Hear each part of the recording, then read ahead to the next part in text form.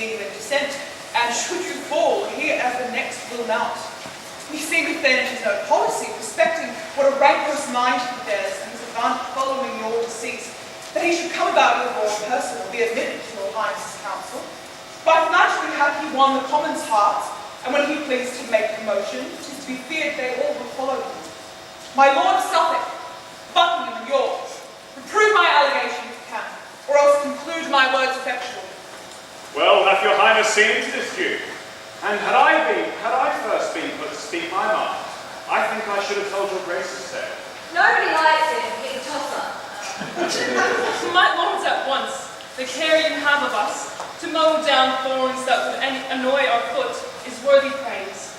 But shall I speak of my conscience? The Duke is virtuous, mild, and too well given to dream on evil or to work my downfall. Ah, what more dangerous than this fond defiance? Take heed, my lord.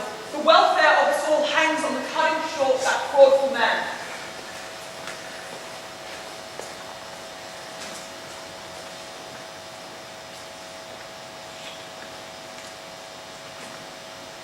Welcome, Lord Somerset. What news from France?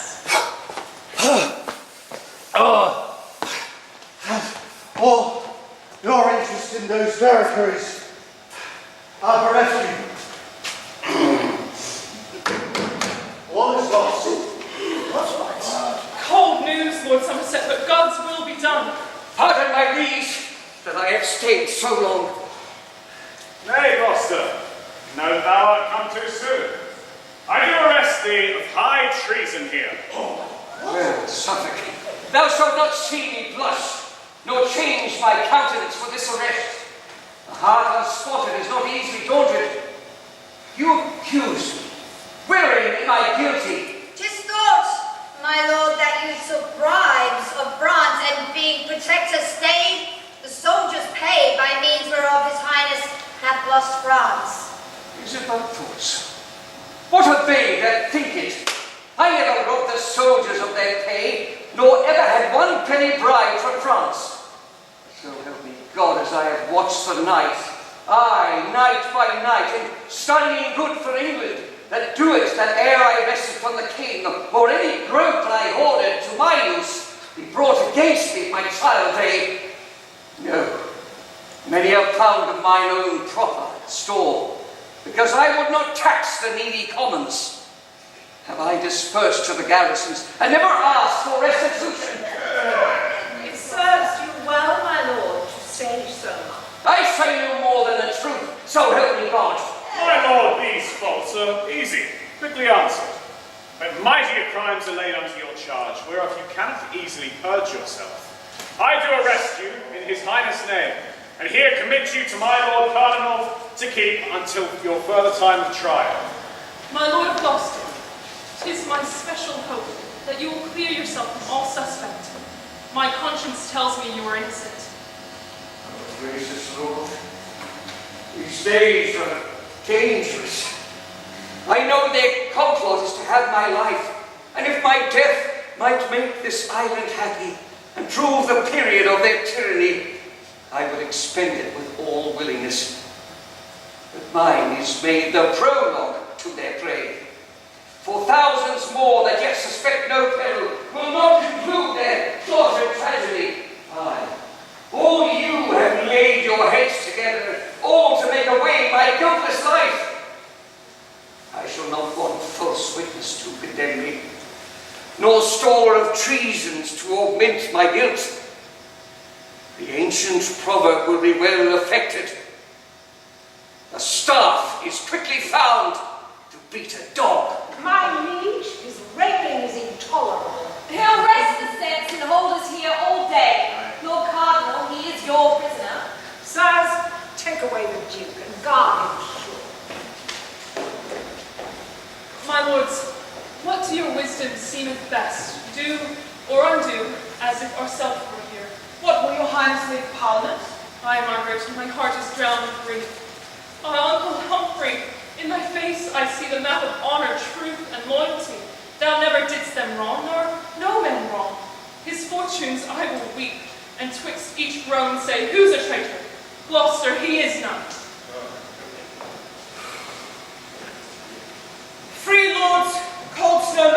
sun's hot beams, Henry, my lord, is called in great affairs, too full of foolish pity and Gloucester's show, guilesome as the mournful crocodile. With sorrow snares relenting passengers, this Gloucester should be quickly rid the world, to rid us the fear we have of him. That he should die is worthy policy, and yet we want a colour for his death. 'Tis meet he can be condemned by course of law. But in my mind that were no policy. The king will labour still to save his life. The commons happily rise to save his life. And yet we have a trivial argument, more than mistrust, that shows him worthy death. So that by this you would not have him die. You're no man alive so fain as I. No, let him die. But do not stand with quillets how to slay him, be it by gins, by snares, by subtlety. Sleeping or waking, 'tis no matter how. So he be dead, for that is good deceit, which makes him first the first intends to see. Thrice noble Suffolk is resolutely spoke. Good Lord! From Ireland am I come amain to signify that rebels there are up and put the Englishmen unto the sword. Send succours, lords, and stop the rage behind, before the wound do grow uncurable. For being green, there is still great hope of help. A breach that craves a quick expedient stop. What weighty counsel give you in this way? That Somerset be sent as regent thither, 'tis meet that lucky ruler be employed, witness the fortune he hath had in France. If York, with all his far-fetched policy, had been the regent there instead of me, he never would have stayed in France so long. No, not to lose it all as thou hast done. I rather would have lost my life betimes than bring a burden of dishonour home by staying there so long till all were lost. Show me one scar charactered on my skin. Men's flesh, preserved so whole, do seldom win.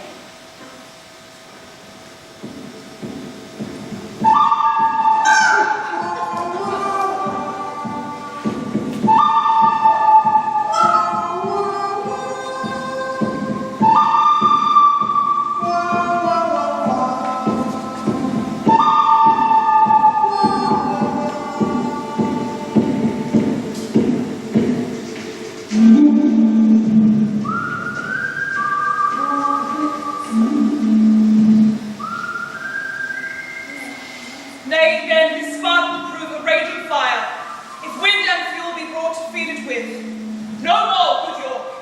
Sweet Somerset be still. Thy fortune, York, that's thou been regent there, might happily prove far worse than his. My lord York, try what your fortune is. The unseen currents of Ireland through arms, which proclaim the blood of nation. To Ireland we lead a band of men, collecting choices from each country. Some untried will have against the Irish. I will, my lord, so please his majesty. Why? Our authority is his consent. And what we do establish he confirms. Then, noble York, take now this task in hand. I am content. Provide me with soldiers' law whilst I take orders for my own affairs. Charge Lord York that I will see performed. But now, turn we to the false due country. No more of him, for I will plead with him. But henceforth he shall trouble us no more. And so break off, the day is almost spent. Lord Suffolk, you and I must talk of that event. My lord of Suffolk, within 14 days, at Bristol I expect my soldiers, for there I'll ship them all for Ireland. I'll see it truly done, my Lord York.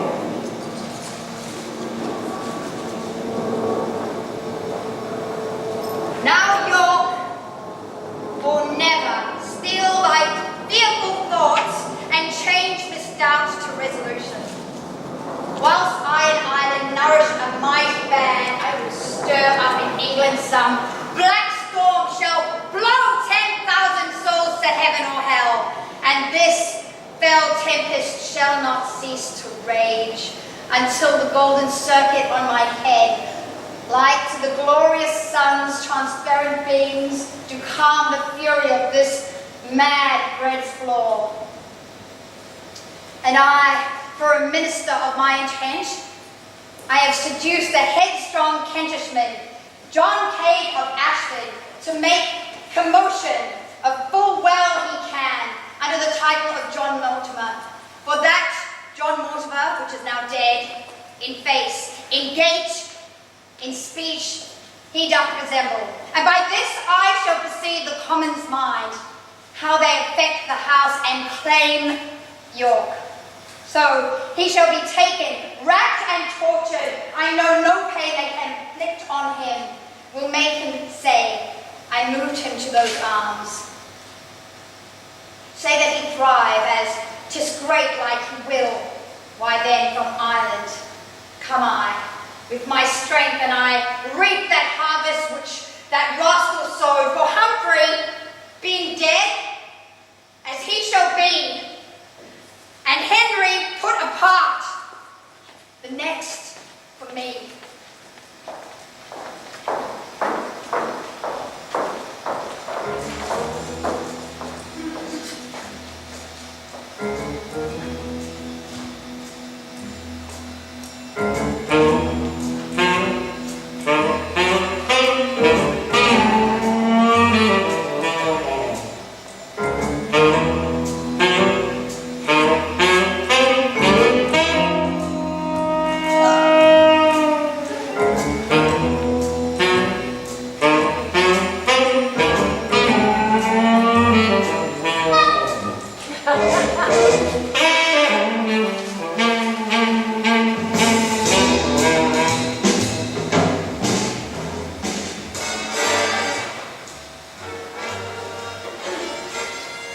Now, sirs, have you dispatched this thing? No, my good lord, he is dead.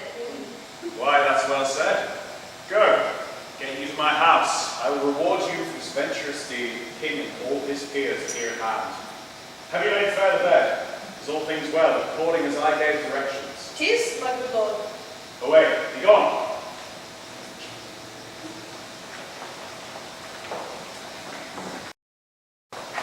Go, call our uncle to our presence straight. Say we intend to try his grace today. If he be guilty, as 'tis published, I'll call him presently, my noble lord. proceed no straight against our uncle Gloucester, and from true evidence of good esteem, he be approved in practice whole. Pray God you may acquit him of suspicion. I thank you, madam. These words content me much.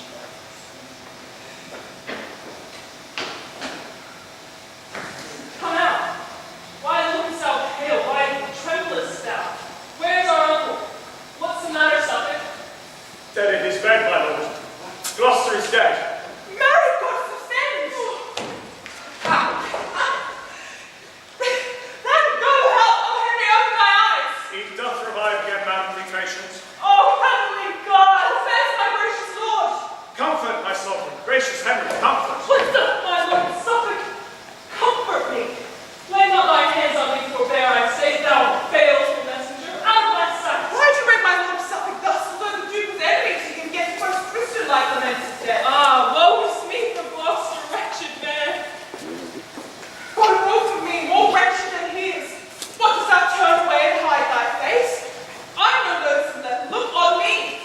What, art thou like the adder waxing death? Be poisonous too and kill thy forlorn queen. No, I will speak with the king. Stay! And Gloucester, come on. Gloucester! Justice for Gloucester! It is reported by the sovereign that good Duke Humphrey strangely first me is murdered by Suffolk and Colonel Beaufort's means. The commons, like neighbouring hide the fees and what they leave, scatter up and down, who cannot who they see in his revenge. Myself have come there with spleeful music until they hear the order of his death. That he is dead, good Warwick, 'tis too true. But how he died, God knows, not Henry. Enter his chamber, view his breathless corpse, and comment then upon his sudden death. That shall I do, my wish. Stay Salisbury, with the room multitude till I return. Oh, thou that judgest all things, stay my thoughts that labor to persuade my soul. Some violent hands were laid on Humphrey's life. If If my suspect be false, forgive me, God, for judgment only doth belong to thee. Oh, heaven, my gracious sovereign, view his body. I do believe that violent hands were laid upon the life of this thrice famous Jew. A dreadful oath sworn with a solemn tongue. What instance is Lord Warwick for his vow? See how the blood is settled in his face. And see, his face is black and full of blood. His eyeballs further out than when he lived, staring full ghastly like a strangled man. His hair upreared, his nostrils stretched with struggling. His hands abroad displayed as one that grasped and tugged for life, and was by strength subdued. It cannot be that he was murdered here. Why, who should do the Duke of death? Myself and Beaufort had protection, and we, I hope, sir, are no murderers. But both of you were vowed Duke Humphrey's foes. Then if you like to suspect these noblemen as guilty of Duke Humphrey's timeless death, Who finds the heifer dead and bleeding fresh, and sees passed by a butcher with an axe, but will suspect 'twas he that made the slaughter. are you the butcher, Suffolk? I Where's your will. knife? I wear no knife to slaughter sleeping men. But here's a vengeful sword, rusted keys, that shall be scoured whose rancorous heart that slums me with murder's crimson badge. Say, if thou darest, proud Lord of Warwickshire, that I am faulty in Duke Humphrey's death. Why, how now, lords? Your wrathful weapons drawn here in our presence, dare you be so bold? Sirs, stand apart. The king shall know thy mind. Dread Lord, the commons send you not word by me, unless Lord Suffolk straight be done to death, or banished their England territories, they will by violence tear him from your palace, and torture him with grievous, lingering death. They say by him the good Duke Humphrey died. They say in him they fear your highness death. And therefore do they cry, though you forbid, from such that they will guard you, whether you will or no, from such foul serpents as false Suffolk. With whose unveiled and fatal sting, your loving uncle, 20 times his worth, they say is shamefully bereft of life.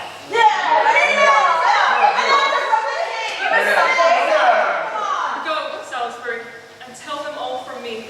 I thank them for their tender loving care, and had I not been cited so by them, yet did I purpose as they do entreat.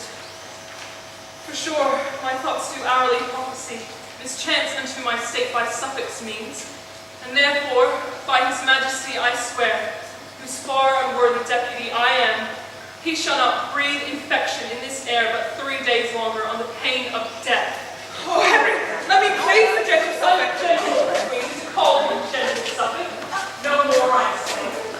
If thou dost plead for him, thou wilt but add increase to my wrongs. If, after 3 days' space, thou be found here, on any ground that I am ruler of, the world shall not be ransomed for thy life.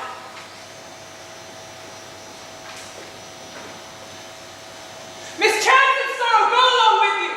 Time's discontent and sour affliction be plague on us and keep your company.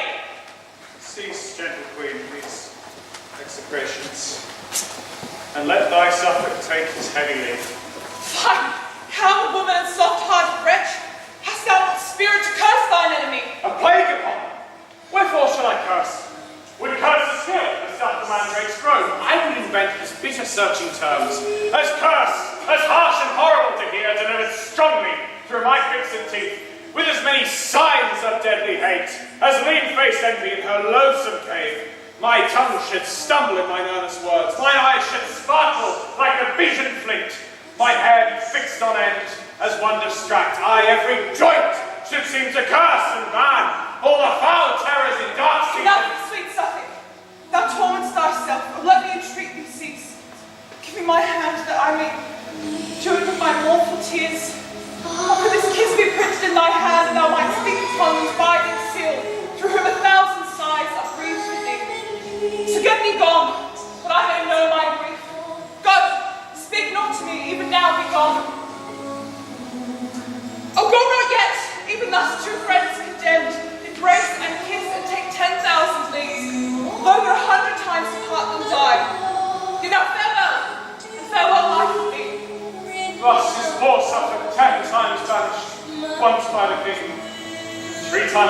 by thee.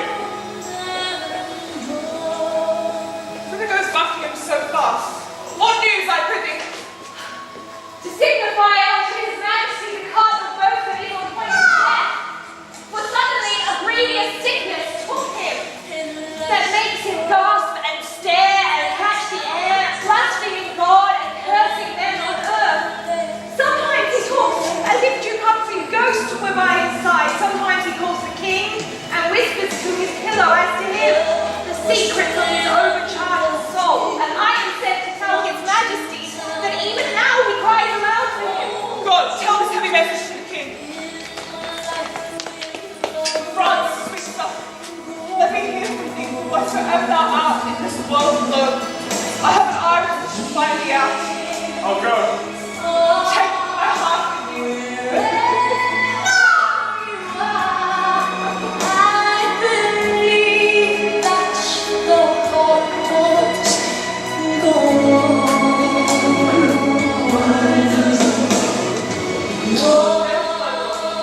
Speak over my father. If thou speak death, I'll give thee England treasure, enough to purchase such another island. So, wilt thou let me live and feel no pain? What a sign it is of evil life, where death's approach has seemed so terrible. Oh, for it is thy sovereign speaks to thee. Bring me unto my trial when you will. Oh, torture me no more. I will confess. Give me some drink and bid the apothecary bring me the strong poison that I brought of him. O thou eternal mover of the heavens, look with a gentle eye upon this wretch. See how the pangs of death do make him breathe. Do not disturb him. Let him pass easily. Peace to his soul, if God's good pleasure be. Lord Cardinal, if thou thinkst on heaven's bliss, hold up thy hands, make signal of thy hope. He dies, and makes no sign. Oh God, forgive him. So bad a death, I use a monstrous life. Forbear to judge, for we are sinners all.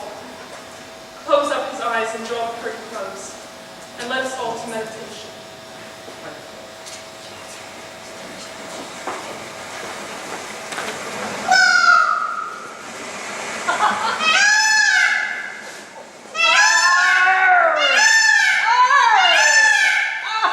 The gaudy, babbling and remorseful day is cracked into the bosom of the sea, and now loud howling wolves arouse the jades that drag the tragic, melancholy night, who with their drowsy, slow and flagon wings clip dead men's graves, and from their misty jaws breathe foul, contagious darkness in the air. Therefore, bring forth the soldiers our prize.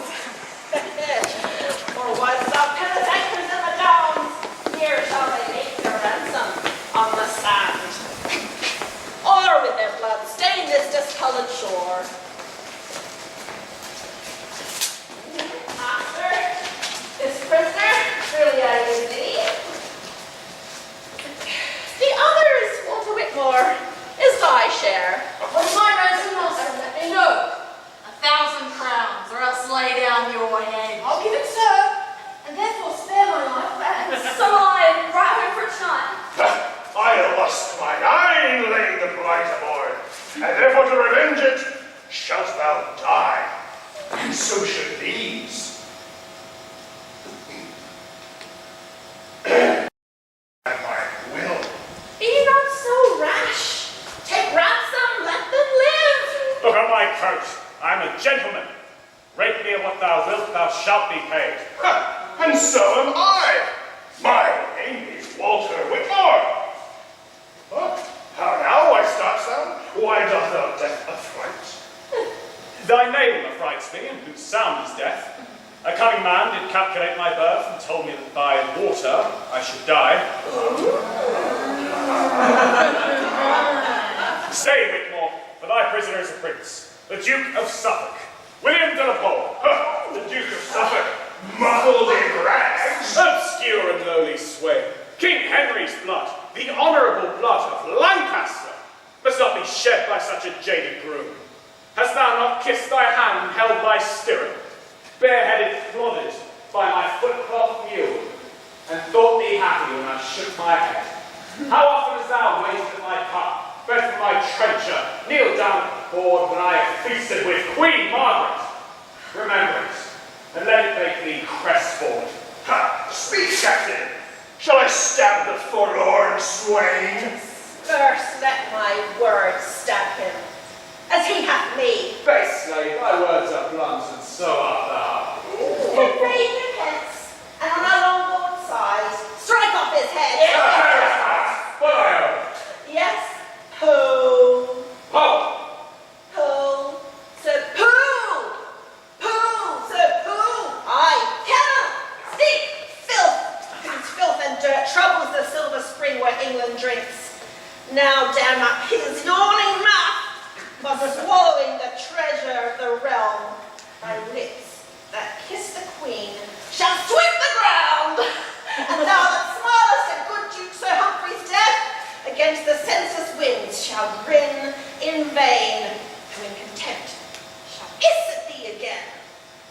By thee, Anjou and Maine were sold to France, and now the house of York thrust from the crown by shameful murder of a guiltless king and lofty, proud, encroaching tyranny burns with revenging fire. The commons here in Kent are up in arms and conclude reproach and beggary is crept into the palace of the king. And all by thee! Away, convey his head. Oh, that I were a god to shoot forth thunder upon these paltry, servile, abject drudges. It is impossible that I should die by such a lowly vassal as thyself. Thy words move rage and not remorse in me. I go with message from the Queen to France. I charge thee, waft me safely across the channel. Come, Suffolk, I must waft thee to thy death.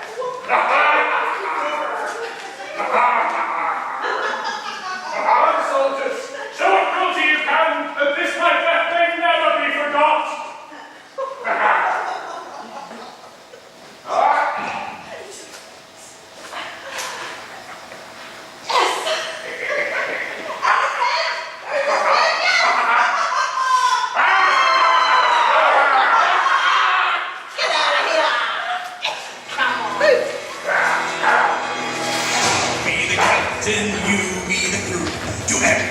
Tells you when I tell you what to do. I'll be the captain, you be the crew. Ladies and gentlemen, we have a short intro now, please. Stretch your legs for about 10 minutes, and then we'll get back into the second half with this brief and full of violence. Take face fire.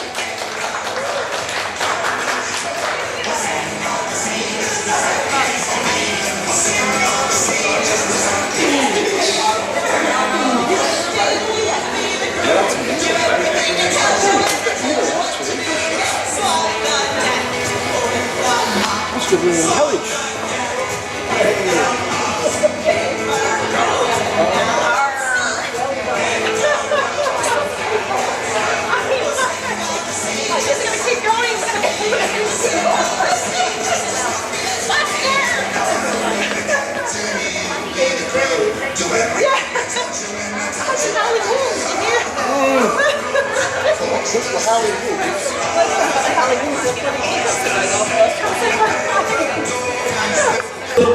And I believe in the scene. I can go straight from land and start living my dream. Just think about it. Oh, wouldn't it be nice? Say goodbye to this ship. I buy a nice car, or even I might just anything but a flotation device. Whoa, wouldn't it be dandy? I already picked out a house. I can wake up in my landlocked luxury home. It's all saying. But for now, do so. Should I twist the sea moss? Twist the sails, let's put this in motion. Maybe I'm crazy, but I have this notion. Probably should forget. I have to believe that there's still a chance. I've already prepared my discovery dance.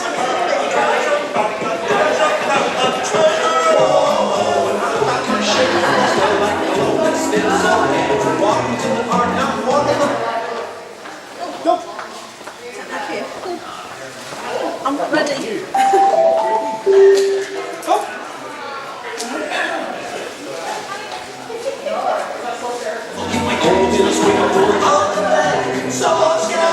Been a great team, but I'm trading in fish for a bowl of ice cream. I'm so excited.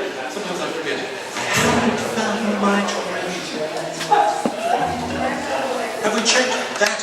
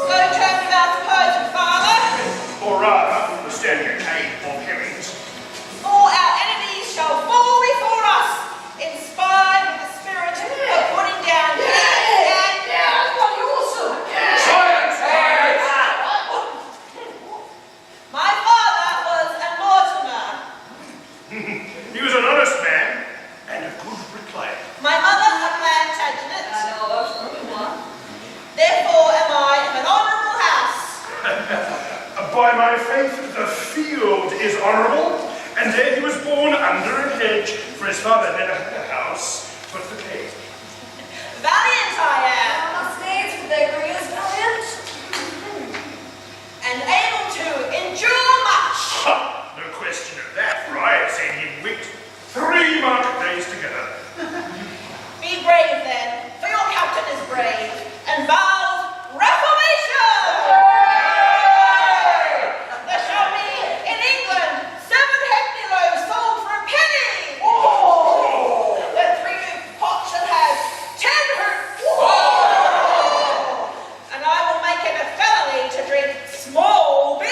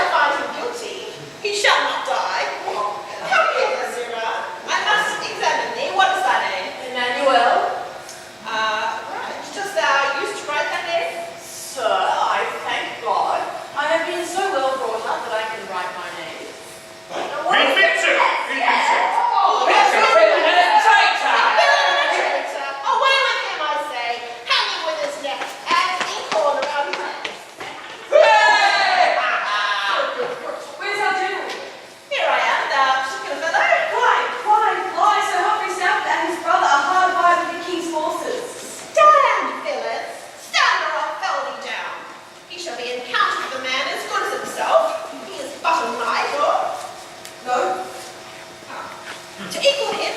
I will make myself a knight presently. Rise up, Sir John Mortimer! Rebellious hinds! The filth and scum of Kent, marked for the gallows, lay your weapons down. Home to your cottages, forsake this groom. The king is merciful if you revolt. But angry, wrathful, and inclined to blood if you go forward, therefore yield or die. As for these silken-coated slaves, I pass not. It is to you, good people, that I speak, over whom in time I hope to reign, for I am rightful heir to the throne. Villain! Thy father was a plasterer, and thou thyself a shearman, art thou not? And Edward was a gardener. And what of that? Marry this. Edward Mortimer, Earl of March, married the Duke of Clarence's daughter, did he not? Aye, sir. But I heard he had 2 children at one birth. That is false. Aye, there's the question, but I say 'tis true. The elder of them, being put to nurse, was by a beggar woman stolen away, and ignorant of his birth and parentage, became a bricklayer. When he came to age, his son and I deny it if you can. 'Tis true, yes, 'tis true. And will you credit this base drudge's words that speaks he knows not what? Yes. Oh, yeah, go, get thee going. Jack Cade, the Duke of York, hath taught you this. He lies, for I invented it myself. Go to, Sirrah. Tell the king from me that for his father's sake, Henry V, I am content he shall reign, that I'll be protector over him. Well, seeing gentle words will not prevail, assail them with the army of the king. Herald away! And throughout every town proclaim them traitors that are up with Cade. And you, that be the king's friends, follow me! Wait for me! And you that love the commons, follow me!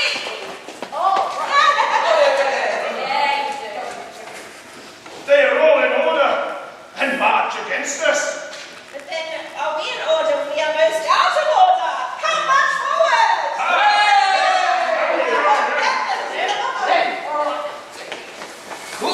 Onward, soldiers!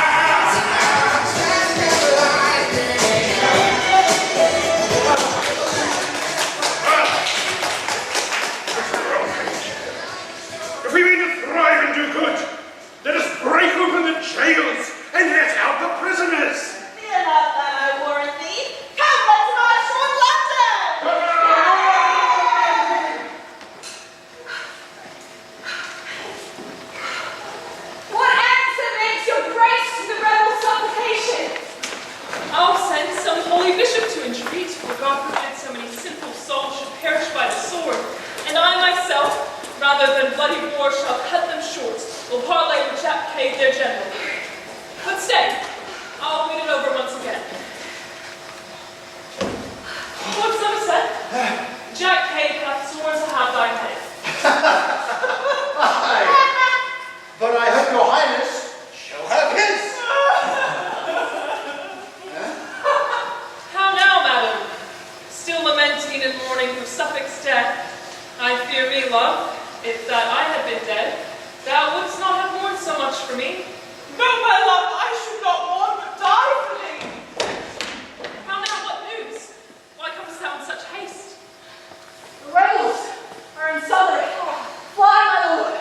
Jack Cade proclaims himself Lord Mortimer, descended from Duke of Clarence House, and calls your grace usurper openly, and vows to crown himself in Westminster. His army is a ragged multitude of hinds and peasants, rude and merciless. All scholars, lawyers, courtiers, gentlemen, they call false caterpillars, intended death. Oh, graceless men, they know not what they do. My gracious lord, return to Killingworth until the power be raised to put them down. No, the Duke of Suffolk now alive. These Kentish rebels would soon be appeased. Lord Somerset, the traitors hate thee. Therefore, away with us to Kilmore. So might your gracious person be in danger. The sight of me is odious in their eyes, and therefore in this city will I stay, and live alone, as secret as I may. Jack Cade has gone to London Bridge. Citizens fly and forsake their houses. People thirsting after trade. Join with the traitor, and they jointly swear to spoil the city and your royal court. Then linger not, my lord, away, take course. Come, Margaret, God our hope will succor us. Farewell, my lord. Trust not the Kentish rebels. Trust nobody, fear you be betrayed. Aye. Now is Mortimer, lord of this city, and here upon London stone I charge and command that of the city's cost, the pissing conduit run nothing but claret wine this first year of our reign. And now henceforward it shall be treason for any that calls me other than Lord Mortimer. Jack Cade! Jack Cade! Knock him down!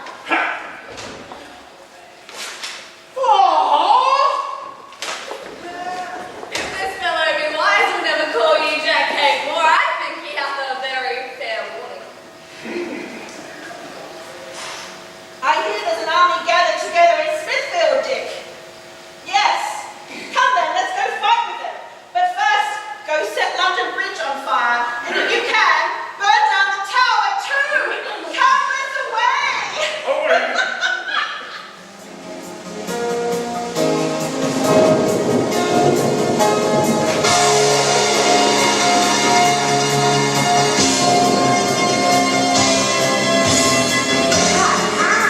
Please go with the girl.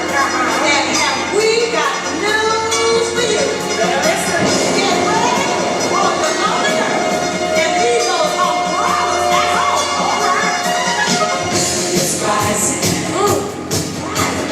I'm just getting low. To all sources. What sources now? The streets, the place to go. Nothing not for the first time. Just about half past 10. Oh, this time. It's gonna rain. It's gonna start raining. It's raining men. Hallelujah, it's raining.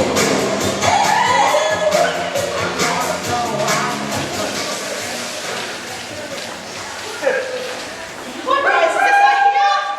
What noise is this? Don't be any so bold to sound retreat or parley when I command them. Kill!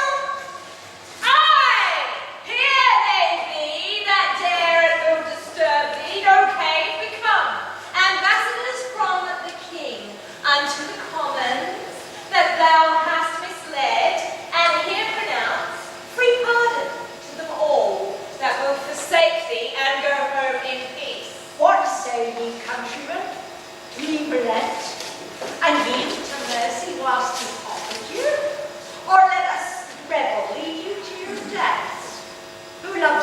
king and will embrace his pardon. Flick up his cap and say, God save his majesty. God save the king! Why, Buckingham and Clifford, are you so brave? And you base peasants, do you believe him? Will you needs be hanging your pardons around your necks? I thought you would never have given out these arms till you had recovered your ancient freedom, but you were all recreants and dastards, and delight to live in slavery to the nobility. Let them break your backs with burthens, take your houses over your heads, ravish your wives and daughters before your faces. For me, I will make shift for one, and so God's curse light upon you all. Is Cain the son of Henry V? That thus you do comfort and could explain or go with it? Will he conduct you through the heart of France and make the meanest of you earls and dukes? Alas, he hath no home, no place to fly to, nor knows he how to live but by the spoil, and thus by robbing of your friends and us. We're not ashamed that once you delivered John, the fearful French whom you late vanquished, should make us stop overseas and vanquish you? Ah, methinks already in this civil broil, I see them lording in the London streets, crying, "Villain!" until all they meet. Better 10,000 base torn caves miscarried than you should stoop unto a Frenchman's mercy. To France, and get what you've lost. Spare England, for it is your native coast. Henry hath money. You are strong and manly. God on your side, doubt not a victory.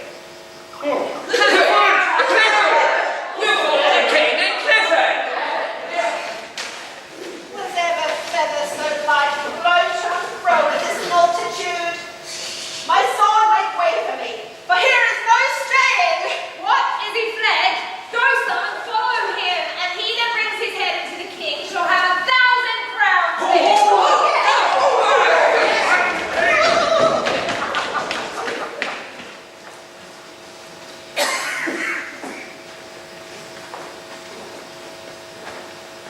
Was ever king that joyed in earthly throne, and could command no more content than I? No sooner was I crept from my cradle, but I was made a king at 9 months old. Was never subject long to be a king, as I do long and wish to be a subject. How to glad tidings to your majesty. Quite often. Is the traitor paid surprise? Or is he overtired to anything strong? Ah, he is fled, my lord, and all his powers do yield and humbly thus, with ulcers on their necks. Expect your highness doom of life or death. Said heaven, set ope thy everlasting gates to entertain my vows of thanks and praise. Soldiers, this day have you redeemed your lives, and showed how well you love your prince and country. Continue still in this so good a mind, and Henry, though he be unfortunate, assure yourselves will never be unkind. And so, with thanks and pardon to you all, I do dismiss you to your several countries. God save the king! God save the king! Please it your grace to be advertised, the Duke of York is newly come from Ireland, and with a valiant and mighty power is marching hitherwards in proud array, and still proclaimeth, as he comes along, his arms are only to remove from thee, the Duke of Somerset, whom he terms traitor. Thus stands my estate twixt Cain and York distress, like to a ship that, having escaped a tempest, is straightway calmed and boarded by a pirate. But now is Cain driven back, his men dispersed, and now is York in arms to second him. I pray thee, Buckingham, go and meet him, and ask him what's the reason of these arms. Tell him I'll send Duke Edmund to the Tower, and Somerset will commit thee thither until his army be ceased from. My lord, I'll yield myself to prison willingly, or unto death, to do my country good.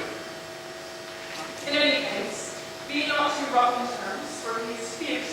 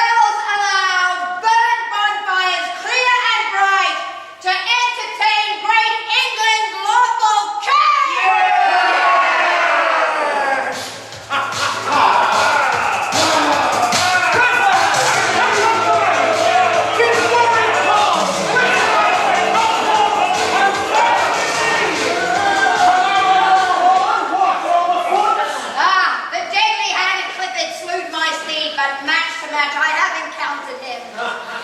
Go! Of one or both of us, the time is come. Hold, Warwick. Seek thou out some other chase, for I myself must hunt this deer to death. Then nobly, Lord, 'tis for a crown thou fightst. What seest thou in me, York? Why just thy pores? With thy brave bearing should I be in love, but that thou art so fast mine enemy. Nor should thy prowess for praise or esteem, but that 'tis done ignobly and in treason. So let it help me now against thy sword, as I in justice and true right express it.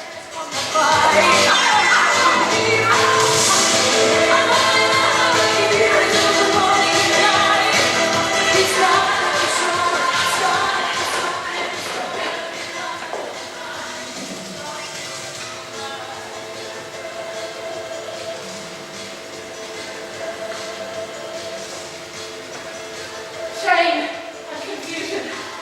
All is on the rout. Fear frames disorder, and disorder wounds where it should guard. Oh, our son of hell, angry heavens do make their minister. Throw in the frozen bosoms of our heart hot coals of vengeance.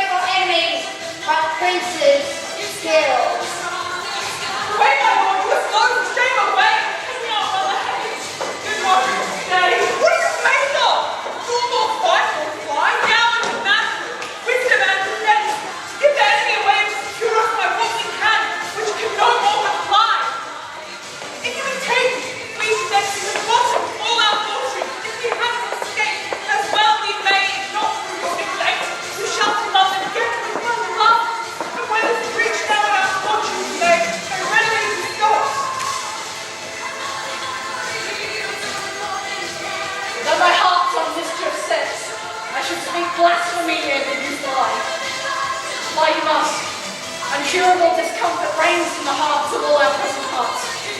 Away for your relief, and we'll live to see the day and then our fortune did. Away, my lord, away!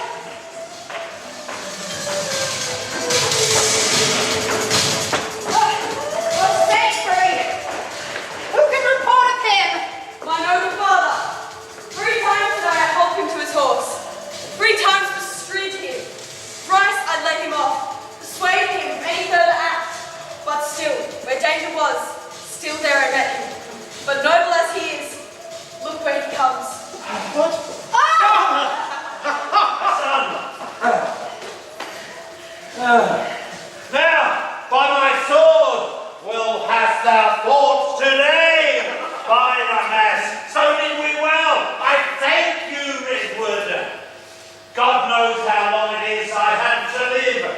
it hath pleased him that 3 times today you have defended me from imminent death. Well, lords, we have not got that which we have. 'Tis not enough. Our foes are this time fled. I know our safety is to follow them, for as I hear the king is fled to London. What say, Lord Warwick, shall we after them? After them? No, before them! Now, by faith, lords, 'twas a glorious day. St. Albans' battle won by famous North shall be eternized in all age to come. Sound drums and trumpets, and to London all, and more such days as these to